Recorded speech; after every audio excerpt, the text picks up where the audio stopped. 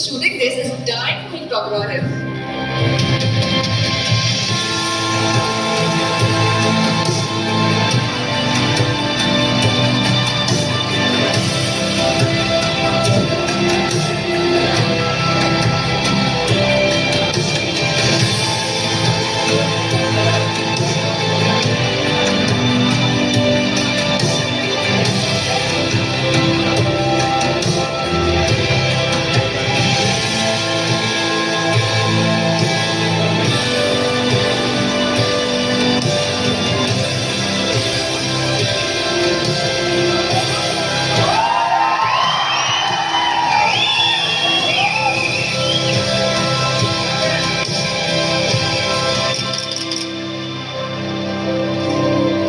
Photography, it's not just a passion, it's my art, my way of connecting with the beauty and emotion.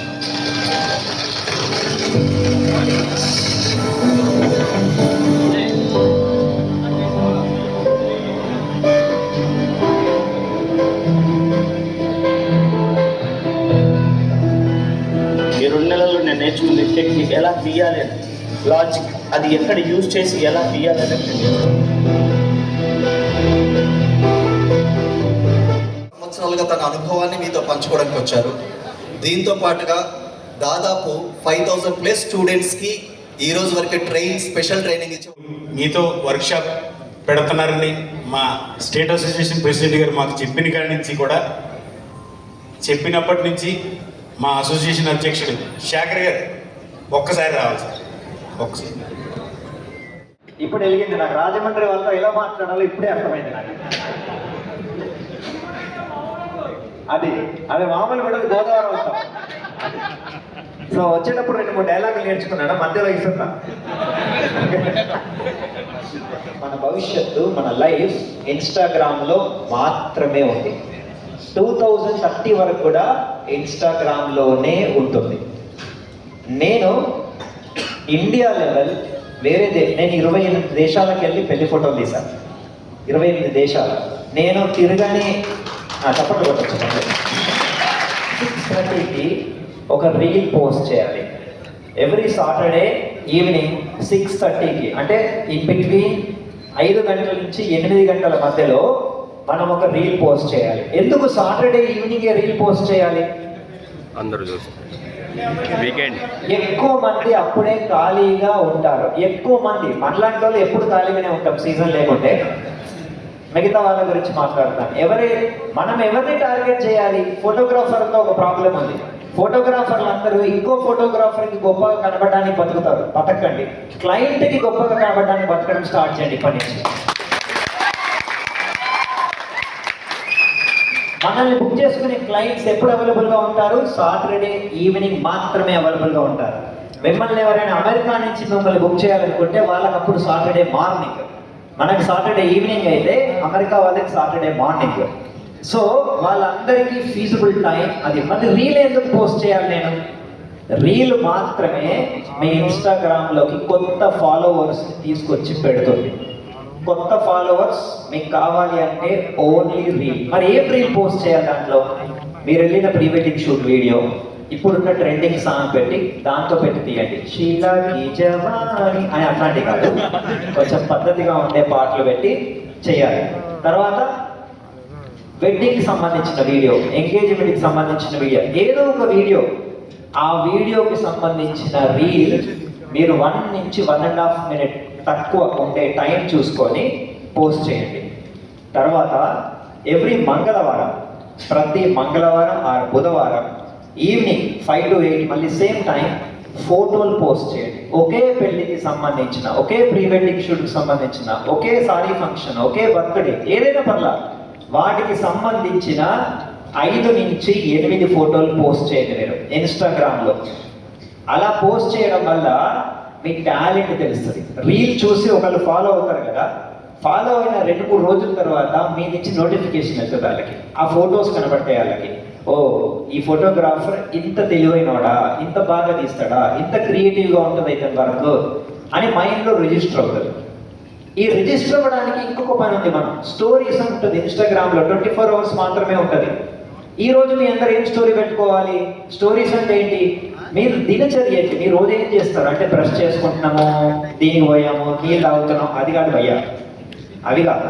ఏం పెట్టాలి? Stories which is related to photography, only and only ఫోటోగ్రఫీకి సంబంధించింది. ఈ రోజు నేను రాజమండ్రిలో photography Venky workshop attend అయ్యాను అనే ఒక ఫోటో ఇన్స్టాగ్రామ్లో పెట్టండి. రేపు మీరు ఏదైనా రాజమండ్రి దగ్గర ఊరికి గోదావరి పక్కన చాయ్ తాగుతూ, టీ తాగుతూ, షూట్కి వెళ్ళేసి చాలా బిజీగా ఉండి మధ్యలో చాయ్ తాగితే ఎంత రిలీఫ్ ఉంటుంది అని పెట్టండి. ఎవడు అడిగాడు మీరు షూట్కి వెళ్ళారా లేదా తెలుసా వాళ్ళకి?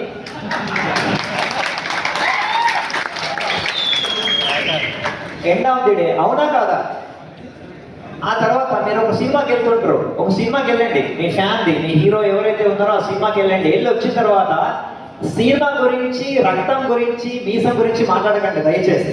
దేని గురించి మాట్లాడాలి? అరే ఆ సినిమాలో సినిమాటోగ్రఫీ, ఆ పేరు ఎవరో మీకు తెలియదు, గూగుల్లో కొట్టంటే వస్తుంది, పేరు రాయండి. రాసి ఈ అన్న ఏమన్నా సినిమాటోగ్రఫీ యూజ్ చేశాడు, అది ఇలా ఎక్సలెంట్ ఉంది. అప్పుడు మిమ్మల్ని ఫాలో అయ్యే వాళ్ళు ఏం ఫీల్ అవుతారంటే, అరే వీడు అన్ని రకాలుగా ఫోటోగ్రఫీ గురించి నాలెడ్జ్ పెంచుకుంటున్నాడు, is very talented, she is very talented అని ఒక కాన్ఫిడెన్స్ వస్తుంది. ఎవరికి? మిమ్మల్ని ఫాలో అయ్యే వాళ్ళకి. అలా మీ ఇన్స్టాగ్రామ్లో మీ ఫొటోస్, వీడియోస్ పెట్టడం స్టార్ట్ చేయండి. అర్థమైందా? ఇప్పుడు చూసారా, ఆ టైంలో క్లిక్ చేయడాన్ని క్యాండిడ్ ఫోటోగ్రఫీ అంటారు. అంటే ఎగ్జాంపుల్ నేను చూపిస్తాను. అన్న గురువు గారు నన్ను నవ్వమని చెప్పండి. ఇంకోసారి నా నవ్వు ఇప్పుడు నా ఆర్టిఫిషియల్ ఉందా, న్యాచురల్ ఉందా? ఆర్టిఫిషియల్ ఉంది కదా. కానీ ఎప్పుడైతే నేను నవ్వు స్టార్ట్ అయ్యి ఇక్కడికి వెళ్ళి మళ్ళీ రివర్స్ వస్తున్నాం కదా, ఎక్కడైతే నవ్వు ఎండ్ 100% వస్తుందో అక్కడ మీరు క్యాప్చర్ చేస్తే నేను ఎంత ఆర్టిఫిషియల్గా ఎవరు ఎక్స్ప్రెషన్ ఇచ్చినా సరే అది న్యాచురల్గానే. ఇప్పుడు వచ్చిన కొత్త కెమెరా ఫీచర్స్ మనం చేసి చూపిద్దాం. దానిలో మనకు ఉండేది న్యాచురల్ కలర్స్ అంటారు చూసారా, ఇక్కడ ఉండే వాటిల్లో ఏ పువ్వు కలర్ ఆ పువ్వు, ఆమె స్కిన్ టోన్ ఆమె వేసుకున్న జరీ అదే, ఆమె వేసుకున్న కలరు, వెనకాల ఉన్న దీపంలో ఉన్న డీటెయిల్స్ కూడా ఏది మిస్ అవ్వలేదు. ఏది ఎట్లా ఉండాలో అట్లాగే ఉన్నాయి. ఇంటికి పోయాక చూస్తా. నేను మండపంలో జరిగే ప్రతి థింగ్ని క్యాప్చర్ చేయడానికే ట్రై చేస్తాను. నేను చూడు, నా అసిస్టెంట్స్ కూడా 2-3 కొత్తగా వస్తే వాళ్ళు అదే పని చేస్తున్నారు. సార్ ఇక్కడ జూమ్ అవుతుందా అవుతలేదా ఎవరు అడిగారు? తర్వాత కదా ఇవి కదా మిస్ అవుతున్నాం మనం. ఇది జీలకర్ర బెల్లం పెట్టేటప్పుడు రాదు, ఈ మూమెంట్ ఎప్పుడు వస్తుంది? అయిపోయిన తర్వాత వస్తుంది. గుర్తుపెట్టుకోండి, మెయిన్ ఈవెంట్ ఏదైతే ఉందో ఎట్లాగో క్యాప్చర్ చేస్తాం కదా. మెయిన్ ఈవెంట్ కంటే ముందు, మెయిన్ ఈవెంట్ తర్వాత ఏంటంటే నేను సౌత్ ఇండియా వరకు మాత్రమే వర్క్ షాప్స్ చేసే ఒక ఛాన్స్ ఉండే నాకు. కెనాన్ మాస్టర్ అనే ఒక బిరుదు ఇచ్చింది నాకు. అంటే ఒక తెలుగు అయ్యుండి, ఒక తెలుగుని నేను ఇండియా మొత్తం ఫోటోగ్రఫీ వర్క్ షాప్స్ చేసే అవకాశం వచ్చింది. అది కెనాన్ వాళ్ళు నాకు కల్పించారు. దాన్ని ఉపయోగించుకోవడానికే నేను కెనాన్లోకి వచ్చాను. సో మనం ఎడిటింగ్ కూడా చేయాల్సిన అవసరం లేదు. కనుక మనం చేసే పనంతా కూడా దేనిలో చేయాలి, ఎక్కడ చేయాలి? కెమెరాలోనే, ఫోటోల్లోనే తీయండి. అంటే మళ్ళీ పాత రోజులు వచ్చేసాయి భయ్యా. 25 ఏళ్ల కింద మేము కెమెరాలోనే తీసేటోళ్ళం. 25 ఏళ్ల కింద మేము ఫోటోలోనే ఏది చూపించినా ఎక్కడ చూపించేటోళ్ళం? ఫోటోస్ తీయడంలోనే చూపించేటోళ్ళం. ఈ మధ్యలో ఈ 10 ఏళ్ళు ఈ ఎడిటింగ్ అనేది వచ్చి మొత్తం నాశనం చేసింది ఫోటోగ్రఫీ ఫీల్డ్. మీరందరూ వెళ్ళి ఎడిటర్ దగ్గర కూర్చొని వాళ్ళని బతికిలాడుకునే రోజులు వచ్చాయి మీకు. ఇప్పుడు అంతా మారిపోయింది. ఇప్పుడు ఏం జరుగుతుంది? మళ్ళీ మీ పని మీరే చేయాలి. ఎండ్ ఆఫ్ ది డే ఫోటోగ్రఫీకి ఏఐ వల్ల నష్టం లేదు, ఏఐ వల్ల లాభమే ఉంది. ఏం లాభం ఉంది? ఇప్పుడు ఈ కెమెరా ఉంది, ఈ R5 Mark II అనే కెమెరా ఉంది. ఈ కెమెరాలో ఒక ఆప్షన్ ఉంది, దీనిలో ఏఐ ఉంది. ఆ ఏఐలో ఒక ఆప్షన్ ఉంది, బట్ అది లంచ్ తర్వాత చెప్తాను, ఇప్పుడు కాదు. 10,000 ఫొటోస్ని తీసిన తర్వాత ఒక పెళ్ళికి, దాంట్లో 10,000 ఫొటోస్ నుంచి ఈసారి వచ్చాడు అనుకోండి ఆ పెళ్ళికి, ఈసారి ఒక సెల్ఫీ నాకు పంపిస్తే చాలు, నేను యాప్లో వేస్తే ఈయన ఎన్ని ఈవెంట్స్కి అటెండ్ అయ్యాడో అన్ని ఈవెంట్స్లో ఈయన ఉన్న ప్రతి ఫోటోలు అన్ని కలిపి నా ఫోల్డర్లో వచ్చేస్తాయి. ఇదే పని ఏఐ లేకుండా ఉంటే నాకు ఎన్ని రోజులు పట్టేది? జస్ట్ ఒక ఇమాజిన్ చేయండి, ఇన్ని రోజులు పట్టేది నాకు, చాలా రోజులు పట్టేది. ఏఐ వల్ల ఇంకో ఉపయోగం చెప్తా, అంటే ఏఐని మనం ఎట్లా వాడుకుంటున్నాం అనే దాని మీదే డిపెండ్ అయి ఉంటుంది. ఇంకొకటి చూపిస్తాను నేను మీకు.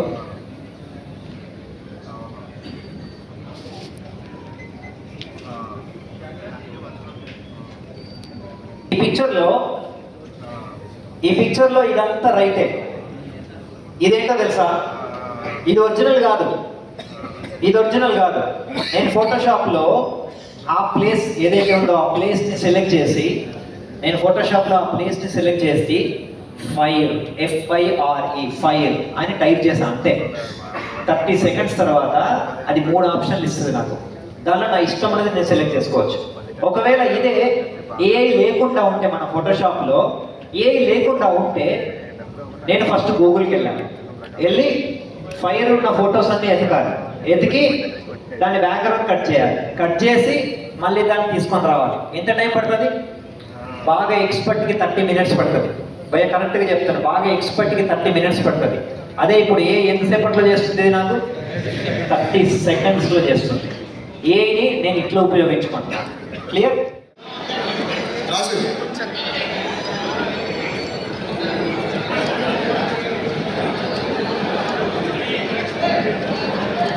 సేమ్ వెయిట్, సేమ్ లుక్ ఉంటుంది. దీనిలో మీరు ఇలా ముందు చూస్తే తప్ప, ఇది 50 mm, ఇది 24 mm అని ముందు చూస్తే తప్ప మీరు ఇలా చూస్తే కనిపెట్టలేరు. దీనివల్ల మనకు జరిగే ఉపయోగం ఏంటి అంటే, చాలా తక్కువ మంది పెడుతున్నారు ఈ ఆఫర్స్. ఓకే, మరి ఈ ప్రాబ్లమ్ని సాల్వ్ చేయాలంటే ఏం చేయాలి మరి మనం? యూనిటీ. శోభనం ఫ్రీ షూట్ ఒప్పుకోరేమో. ఏం చేయాలి మరి మనం? ఈ క్వశ్చన్ ఆన్సర్ ఏంటి? ఎవరి దగ్గరైనా ఒకటే ఒక సొల్యూషన్. మళ్ళీ చెప్తున్నాను, దానికి ఒకటే ఒక సొల్యూషన్. ఆ సొల్యూషన్ ఏంటంటే, మన లక్ష్మీ ఫోటో స్టూడియో అనే స్టూడియో ఏదైతే ఉందో దాన్ని బ్రాండ్గా మార్చాలి. అంటే మనది ఒక బ్రాండ్ అవ్వాలి. మనది ఇప్పుడు బ్రాండ్కి నార్మల్ ఫోటో స్టూడియోకి తేడా ఏంటి? బ్రాండ్ అవ్వడం అంటే ఏంటి మరి? ప్రమోషన్ పబ్లిసిటీ చేయడం వల్ల బ్రాండ్ అవ్వదు. చాలా మంది పెద్ద బ్యానర్లు, హోర్డింగ్స్ అవి కూడా పెట్టారు, అది కాదు. బ్రాండ్ ఎట్లా అవుతుంది? మీ కంపెనీ, మీ లక్ష్మీ ఫోటో స్టూడియో లేదా మీ XYZ ఫోటో స్టూడియో అనేది ఒక బ్రాండ్గా ఎట్లా క్రియేట్ అవుతుంది? క్రియేట్ అవ్వాలంటే మీరు పోస్ట్ చేస్తున్నారు. ఎవ్రీ ఈవెంట్కి మీ ఇన్స్టాగ్రామ్ పేజ్ ద్వారా మీరు విషెస్ చెప్తూ ఉండండి. 5th, యూట్యూబ్లో కూడా కంటెంట్ క్రియేట్ చేస్తూ ఉండండి ఫోటో మీ దాంతో పాటు. ఇంకొకటి, మీరు మీ పెళ్లి కొడుకు పెళ్లి కూతురికి మీ దగ్గర ఎవరైతే పెళ్లి చేసుకుంటారో వాళ్ళ చెల్లెళ్ళకి, బ్రదర్స్కి, సిస్టర్స్కి, బావలకి, బావమరులకి, నెక్స్ట్ పెళ్ళయ్యే వాళ్ళకి ఫోటో తీస్తారా? Very good. అయితే లైన్లోనే ఉన్నారు. తీసి వాళ్ళకి ఏం చేస్తారు? మీరు ఎప్పుడు ఇస్తున్నారు? ఎప్పుడు మీరు పెళ్లి కొడుకు పెళ్లి కూతురికి ఫోటోస్ ఎప్పుడు ఇస్తున్నారు? మనం బ్రాండ్ ఎప్పుడు క్రియేట్ అవుతుందంటే, ఇప్పుడు మేమేం చేస్తాం తెలుసా? మా ఫోటోరియా నుంచి పెళ్లికి వెళ్తే అదే రోజు వాళ్ళ మండపం నుంచి కిందికి దిగేలోగా మేము వాళ్ళకి రీల్ డెలివరీ చేస్తాం. ఏ రీలు? అప్పుడు తీసిన రీల్ అప్పుడే ఇస్తున్నాం. దానికోసం ఒక కొత్త మనిషిని పెట్టుకున్నాం. ఎందుకు? మేం పెట్టకపోతే హైదరాబాద్లో ఇంకో కంపెనీ వచ్చి వాళ్ళు ఓన్లీ రీల్స్ తీసే కంపెనీ పెట్టారు. వాళ్ళ పని అనేది రీల్స్ తీయడం. వాళ్ళని నేను నా టెరిటరీలోకి ఎంటర్ అవ్వద్దు అంటే నేనేం చేయాలి? నేను అదే పని చేయాలి. వాళ్ళు ఏదైతే పని చేస్తుంటారో ఆ పని చేసి నేను అదే రోజు వాళ్ళ మండపం నుంచి దిగే లోపే నేను ఇస్తున్నాను.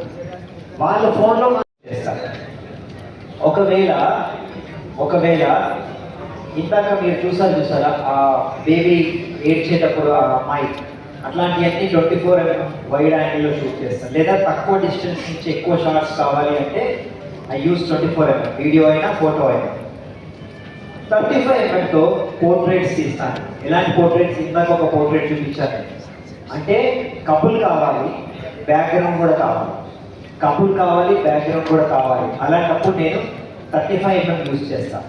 కపుల్ కావాలి, బ్యాక్గ్రౌండ్ బ్లర్ అవ్వాలి, అప్పుడు నేను 85mm యూజ్ చేస్తాను. సేమ్ లొకేషన్లో couple plus background 35mm, couple plus background అంతా బ్లర్ 85mm యూజ్ చేస్తాను. 50mm కూడా యూజ్ చేస్తాను. ప్రతి వెడ్డింగ్ ఫోటోగ్రాఫర్ బ్యాగ్లో ఉండాల్సిన ఏకైక లెన్స్ 50mm లెన్స్. చరిత్రలు చెప్తున్నాయి ఎందుకు. ఒకప్పుడు కెమెరాతో పాటు 50mm లెన్స్ మాత్రమే వచ్చేది. ఇప్పుడు మారిపోయింది. ఒకప్పుడు ప్రతి కెమెరా ఫిలిం కెమెరా కొన్నప్పుడు మీరు ఫిలిం కెమెరాతో పాటు 50mm లెన్స్ మాత్రమే వచ్చేది. రీజన్ ఏంటంటే ఓన్లీ 50mm లెన్స్ మాత్రమే హ్యూమన్ ఐ యాంగిల్ ఈక్వల్గా ఉంటుంది అనమాట. అంటే మనం కెమెరా పెట్టుకొని చూసినప్పుడు ఏదైతే మన కళ్ళ ముందు కనబడుతుందో కెమెరా తీసిన తర్వాత కూడా అదే కనబడే ఏకైక లెన్స్ 50mm. సో న్యాచురల్గా 25 years నేను 50mm లెన్స్తో మాత్రమే తీస్తాను. సో 50mm లెన్స్ ఉన్న ఇంపార్టెన్స్ అంటారు. సార్ మస్తున్నాయి, బాగా చెప్పారు. మీ దగ్గర డబ్బులు ఉన్నాయి, మీరు ఇవన్నీ కొనుక్కున్నారు, మరి డబ్బులు లేవు కదా మా దగ్గర, నేనేం చేయాలి? సింపుల్, ఈఎంఐ వద్దు కదా, వినండి. అది దాని గురించి 24 to 105 లెన్స్ ఉంది కదా, అది కొనుక్కోండి. F4 open. నేను ఏవైతే చెప్పానో అవన్నీ దానిలో కవర్ అవుతాయి. దాంతో ఈఎంఐ వద్దు, దాంతో డబ్బులు సంపాదించి అప్పుడు కొనుక్కోండి లెన్స్.